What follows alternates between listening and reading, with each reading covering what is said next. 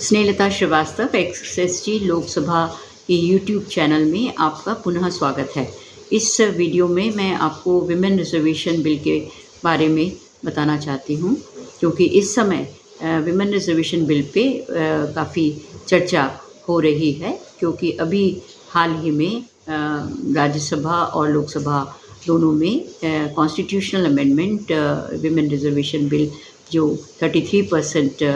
का दिया गया है वो पास हो गया है। और अब ये राष्ट्रपति महोदया के असेंट के लिए भेजा जाएगा और गजट में नोटिफाई हो जाएगा, और एक तरह से ये वास्तविकता हो जाएगी कि देश महिलाओं को 33% और 1/3 ऑफ द सीट्स रिजर्वेशन देगा। ये पिछले 27 सालों में 4 बार ये प्रयास किया गया, परंतु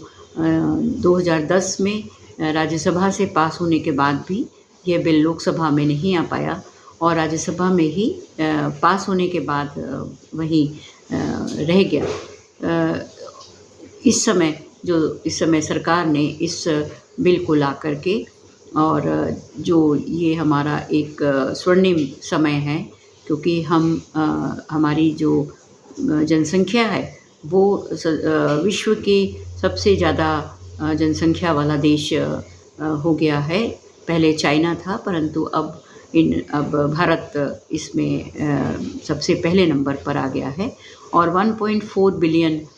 लोगों में से 1 बिलियन जो हैं वो यंगर जनरेशन के हैं, और हमारे देश का जो एवरेज एज है वो 29 ईयर्स है। तो हमारे पास अगले 32, 33, 34 साल हैं जब हम ये यंग जनरेशन के साथ काम करेंगे, और इसकी वजह से हमारा जो विकास है वो बहुगुना मल्टीप्लाई रहेगा। और इस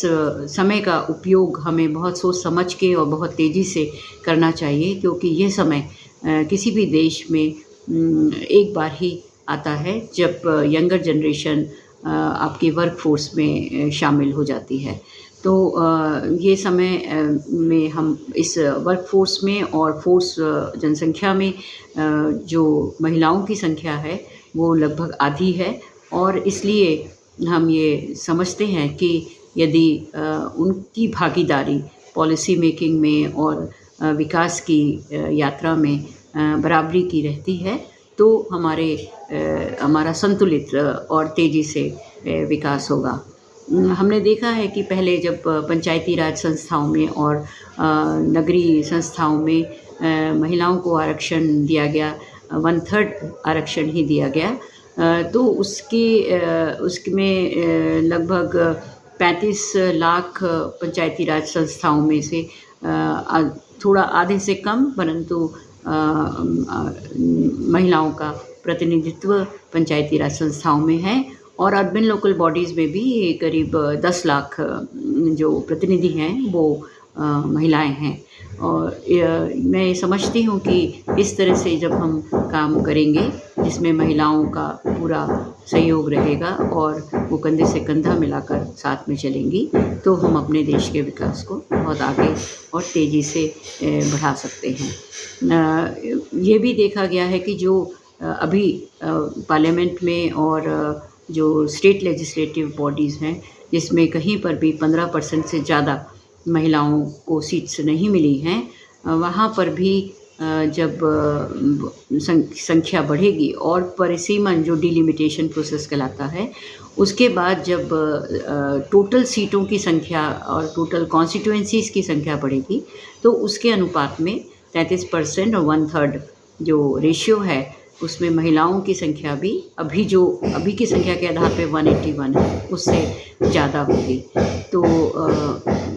इसको हम यही आशा करते हैं कि ये संख्या बढ़े और हमको महिलाओं का सहयोग पूरी तरह से प्राप्त हो। धन्यवाद।